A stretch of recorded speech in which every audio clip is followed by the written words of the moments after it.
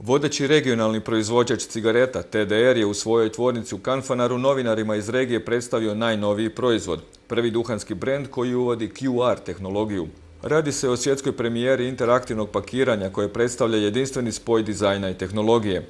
Posljednju inovaciju predstavio je predsjednik uprave TDR-a Davor Tomašković. Zadnja inovacija TDR-a je u obitelji Ronhill, nova linija Ronhill Unlimited u 2 ekstenzije koja osim bogate arome ima vrlo inovativan i atraktivan dizajn, a treća karakteristika tog novog brenda je da je to prvi duhanski brend u svijetu koji na svoje pakiranje uvodi QR kod, to je dvodimenzionalni kod ispod kojega se krije određene informacije, a koji se može očitati uz pomoć najobičnijeg mobilnog telefona.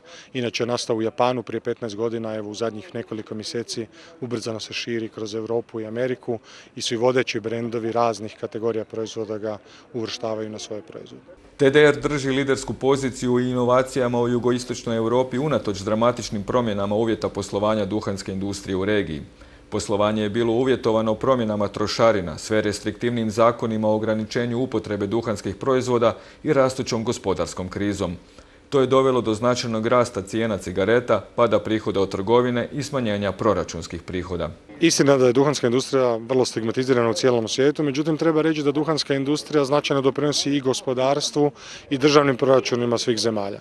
Tako, na primjer, na svjetskom nivou duhanska industrija zapošljava preko 45 milijuna ljudi, što direktno, što indirektno, a gospodarstvu svake zemlje, odnosno proračuna, doprinosi između 3 i 7% državnog proračuna dolazi iz poreza koji se skupe prodajom duhanskih proizvoda. TDR je lani prodao 12,5 milijardi komada cigareta proizvedenih u tvornici u Kanfanaru. Svaki 4. pušač u regiji je potrošač TDR-ovih proizvoda. U hrvatski proračun TDR uplaćuje pola milijarde eura godišnje, a približno 150 milijuna eura u proračune BiH, Srbije, Slovenije, Makedonije, Kosova i Crne Gore.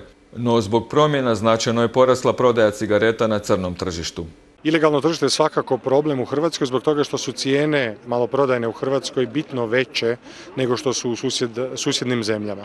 Tako, na primjer, kutica Ronhilla u Hrvatskoj ima cijenu od 2,5 eura, dok je u susjednim Bosni i Srbiji ta cijena ispod 1 eura, što naravno otvara prostor za šverc cigareta koji direktno šteti TDR-u kao proizvođaču. Zbog EU smjernica treba očekivati daljnja povećanja cijena cigareta, zbog čega bi Hrvatska trebala dogovoriti prijelazno razdoblje, kako crno tržište ne bi dalje raslo, a pali prodaja cigareta i proračunski prihodi. Sa sve složenijim okolnostima na duhanskom tržištu, TDR se bori i širenjem poslovanja na nova tržišta.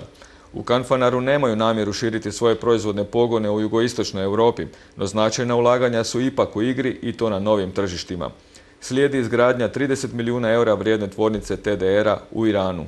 Mi očekujemo da ćemo kroz godine tamo poslovati uspješno, odnosno osvojiti jedan značajniji dio tržišnog udjela, a kao što smo rekli do kraja iduće godine planiramo pokrenuti lokalnu proizvodnju.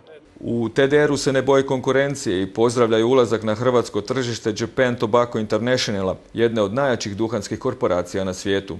Mi se sa svim multinacionalnim kompanijama koje su prisutne na svim tržištima svijeta uspješno nosimo već odavno, tako da pozdravljam ulazak svakog konkurenta na hrvatsko tržište, sigurno da ćemo i dalje biti uspješni u tome. Iako je u posljednjih 10 godina došlo do intenzivnih akvizicija i spajanja na globalnom duhanskom tržištu, u TDR-u ne očekuju da bi ih preuzela neka od multinacionalnih kompanija. TDR je, kao što znate, u 100% vlasništvu Adris grupe, prema tome ne postoji mogućnost za nekakvo nasilno preuzimanje, ono mora ići u dogovoru s dioničarima.